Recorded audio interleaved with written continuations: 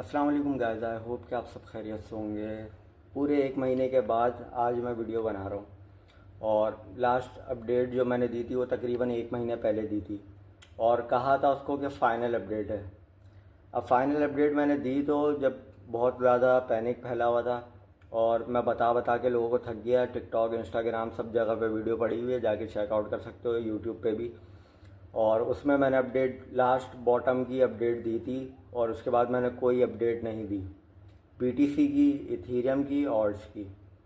मैं दिखाता हूँ उस टाइम पे मैंने क्या अपडेट दी थी और अब क्या अपडेट है और मार्केट ने क्या किया उसके बाद। पता है कि बहुत ज़्यादा स्ट्रांग होती है और बहुत ज़्यादा चांसेस होते हैं इसके कि इसको फॉलो अप करे और बीटीसी की प्राइस यहाँ से ऊपर जाए।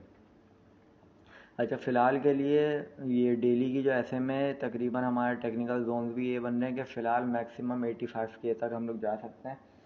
अगर सिनेरियो ख़राब हुए और ज़्यादा या वॉर वाला सीन हुआ तो फिर जो है हम लोग शायद 83-84 से नीचे आ जाएं। लेकिन ओवरऑल हम लोग को यहाँ से अब पंपिंग देनी चाहिए और यहाँ से इंशाल्लाह ये बॉटम हो सकता है। इंशाल्लाह 90% चांस है कि ये बॉटम हो। 90% बॉटम कहा था, इंशाल्लाह बीटीसी का वही बॉटम होगा और मैंने उसमें एनालिसिस पेश किया था और यहाँ पर मैंने कोई अपडेट दी थी इस पॉइंट पे। वहाँ से बीटीसी कहाँ पे गया भाई? 32% बीटीसी पंप हुआ है उस जगह से। कहाँ पे? 79K पे मैंने अपडेट दी थी कि ये बॉटम बना चुका है बीटीसी और 90% चांस है कि ये बॉटम ही हो। और अभी बीटीसी किसको हिट करके आया है? 1,05,000 को हिट करके आया है। कहाँ गए भाई बेर रन वाले? जो बेर रन चिल्ला रहे थे वो सारे कहाँ चूतिए? जो बोल रहे थे कि ये सपोर्ट टूट गई तो ये हो जाएगा, वो सपोर्ट टूटी तो ये हो जाएगा। मैंने कोई सपोर्ट और रेजिस्टेंस नहीं सिखाई थी, क्लियर कट अपडेट दी थी और उसी पे एनालिसिस पेश किया था और वो कहा था कि मैंने ये फाइनल वीडियो है। दोबारा से जाके देख सकते हो वीडियो को और क्लिप भी चला रहा हूँ मैं इसका। और तब मैं पूछूंगा लोगों से जो बोल रहे हैं ऑल सीज़न नहीं आता और बेर रन आ गया, सब चीज़ें जो बोल रहे हैं।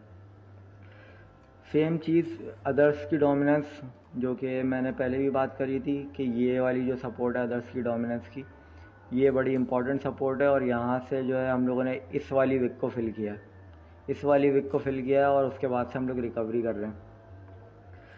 और अदर्स की डोमिनेंस भी इम्पॉर्टेंट है क्योंकि ये बिल्कुल सपोर्ट पर आ चुकी है अपने। और एक और अदर्स की डोमिनेंस आओ दिखाएं कि क्या किया अदर्स ने भी हमारे।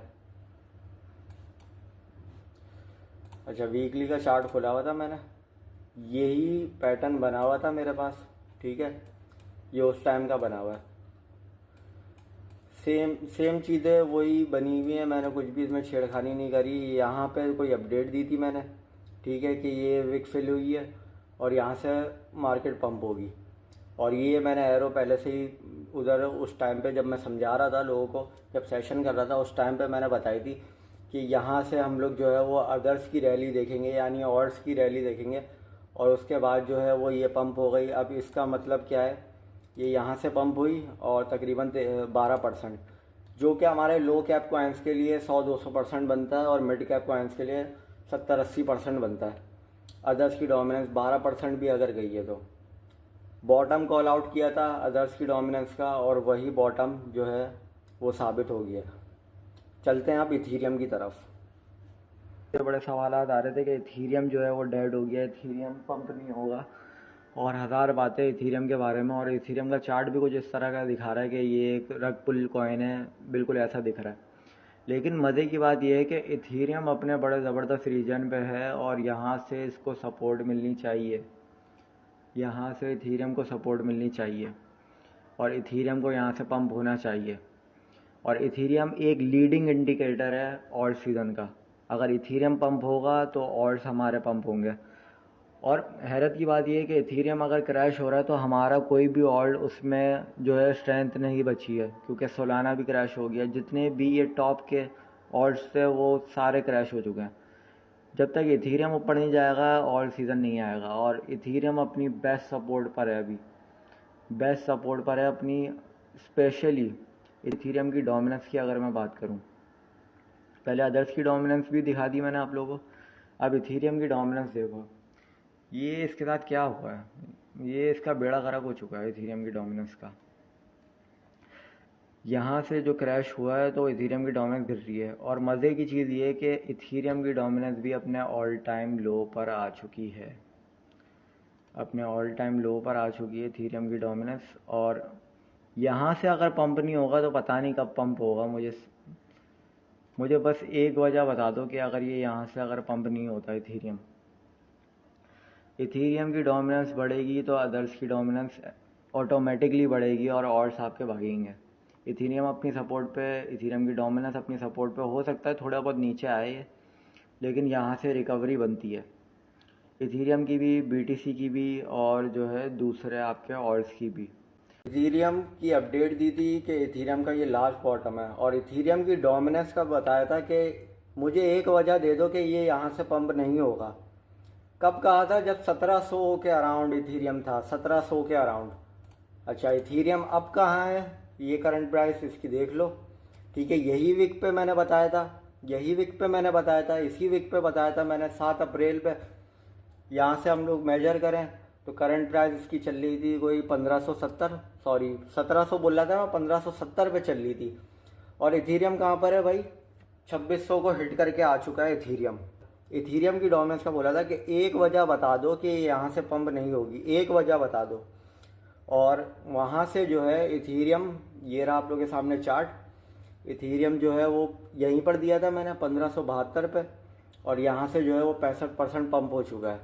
करंट प्राइस 2600 को हिट करके आ चुका है और 2500 पे इथीरियम चल रहा है। इससे ज़्यादा मुझे कुछ कहना ही नहीं है। इथीरियम की डोमिनेंस का चार्ट भी दिखा देता हूँ कि अभी करंट चार्ट क्या चल रहा है इथीरियम की डोमिनेंस का।